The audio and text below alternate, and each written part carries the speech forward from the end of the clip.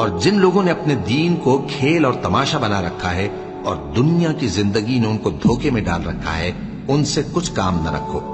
ہاں، اس قرآن کے ذریعے سے نصیحت کرتے رہو تاکہ قیامت کے دن کوئی اپنے اعمال کی سزا میں ہلاکت میں نہ ڈالا جائے۔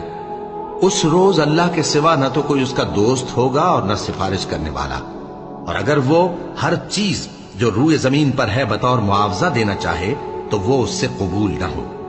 یہی لوگ ہیں کہ اپنے اعمال کے وبال میں ہلاکت میں ڈالے گئے، سو ان کے لیے پینے کو کھولتا ہوا پانی اور دکھ دینے والا عذاب ہے، اس لیے کہ کفر کرتے تھے۔ کہو، کیا ہم اللہ کے سوا ایسی چیز کو پکاریں جو نہ ہمارا بھلا کر سکے نہ برا؟ اور جب ہم کو اللہ نے سیدھا رستہ دکھا دیا تو کیا ہم الٹے پاؤں پھر جائیں؟ پھر تو ہماری ایسی مثال ہو جیسے کسی کو جنات نے جنگل میں بھلا دیا ہو اور وہ حیران ہو رہا ہو، اور اس کے کچھ رفیق ہوں